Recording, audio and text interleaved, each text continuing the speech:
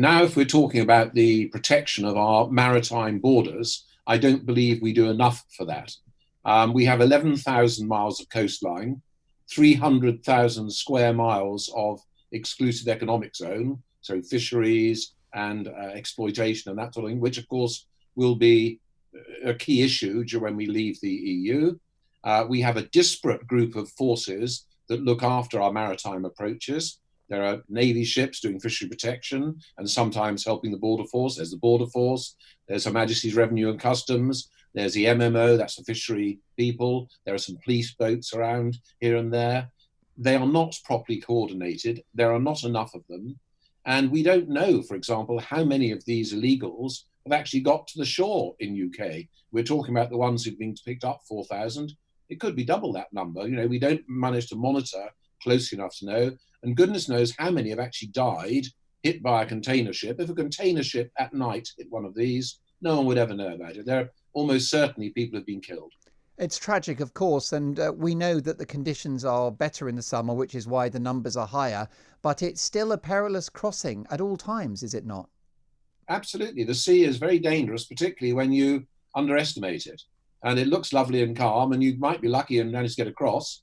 But it doesn't take much for it to change. And if you've got the date wrong, the forecast wrong, then it can be very different indeed. And as I say, we don't know how many have been lost doing this. And at the moment, because we can't return them to France, they're being encouraged effectively.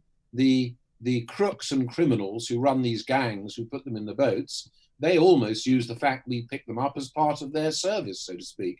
They say, we'll charge you £1,000, we'll get you in a dinghy, we'll put you on that. The Royal Navy or the Border Force will pick you up, and then you're all okay. Well, that is exactly what happened in the Mediterranean when 4 years ago, the flood of people came from Libya, and people like me said, look, we must not just pick them up because this will increase the flow. Yeah. We must find some mechanism for being able to stop them on the shore there and to enable them to be looked after properly, and then sort out the valid asylum seekers and things like that. Instead, we didn't, and thousands went into the Med, and I and others said many hundreds will die, and sure enough, they did. So the do-gooders who thought this is great were busily killing people in the Mediterranean. Well, indeed, and my concern about what's happening is that these people who are on the boats are victims. They're victims of often of a scam. Their lives are in peril as a result of increasingly wealthy gangsters. And it's not a question of whether or not you're somehow being xenophobic. This is a humanitarian issue in its own right, is it not?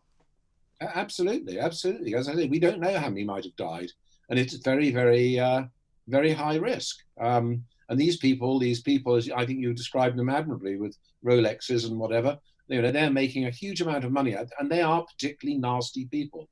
They don't care about people. And what we can't do, I don't believe, we can't do something like Australia. You mentioned Australia. Yeah. I mean, there's no doubt what Australia did stopped the flow dramatically. But my goodness me, they picked up lots and lots of people and they put them on effectively a desert island in the middle of the Pacific in appalling conditions. And Britain we wouldn't do that. We'd never do that. I mean, yes, all right, it worked. But, I think, as you rightly say, we've got a name for looking after people. We've got to somehow stop the flow sensibly.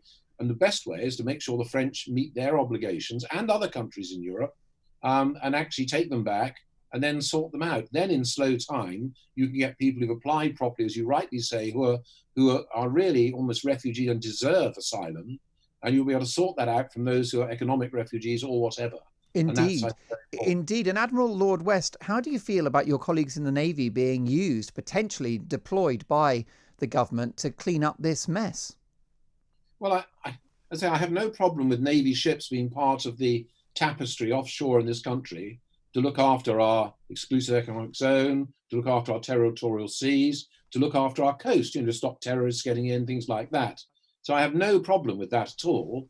But we're not going to solve the problem until we can return people to France. All we'll do is we'll arrest more of them. We might save a lot of lives because we'll be able to spot them quicker and pick them up before they die.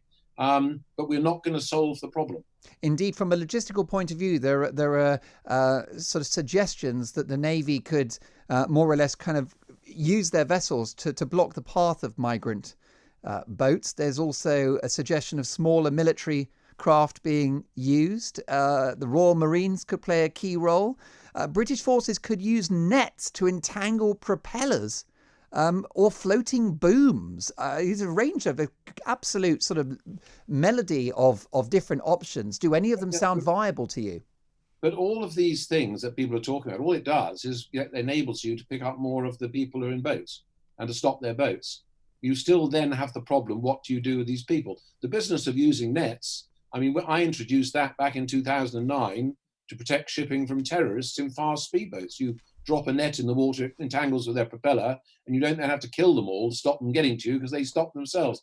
But that doesn't solve the problem. The problem is you've got these people, and the only way to stop that flow is to get them returned to France where they've got to be sorted out there. So that really needs to be done. Ought we to feel some sympathy for our French sort of partners, allies, given the fact that they have obviously been saddled with this issue themselves? And perhaps we need to support them either with some of our naval support or even money. What do you think? Perhaps we should just, sort of have a bit of a different attitude towards the French, and rather than expecting them to sort everything out, because that clearly isn't working.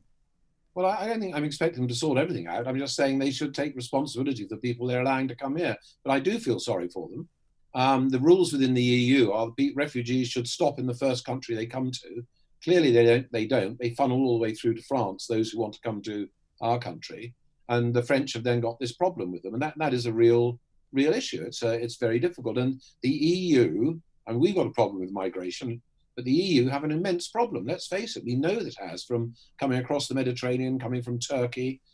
This is a real problem. And actually, we haven't worked out how we can resolve it. If you look around the world, I think roughly 80% of the people in the world would rather live in Europe than where they live because their countries are in such a mess. We can't manage that, I'm afraid. It can't be done. So somehow we've got to find a way of managing this in a humane way and stop this flow happening. Admiral Lord West, I wouldn't dream of dragging you into politics, but do you think that Brexit might empower us to enforce our borders more forcefully, particularly if we had control, for example, of our fishing? Well, clearly it doesn't allow that to happen, quite clearly, because we're not tied by EU rules. But I think in fishing is very complex because the fish tend to move across borders and things. So one's got to be quite careful. Yeah, they're part of, I think the fish are part of the Schengen agreement, aren't they? I think so. And the issue of other movement, yes, clearly we will have more control of our borders because we will be an independent country. Whether that makes some of these issues easier is a different issue. Or even, dare I say, harder if the French are inclined to be less collaborative once we're out. I mean, I know we've left the European Union, but once the transition period is over, that there might be the lack of political goodwill there. Well, I would hope that there won't be. I mean, they've always been a bit like close family, haven't they, the French? You always fight with your brothers and sisters and things like that. But basically, we fought with them in 2 world wars, and we always like to sort of knock them and things. But equally, we love going there and being there. And I think we've got to make sure we keep that link very close, even if we're totally separate from the EU.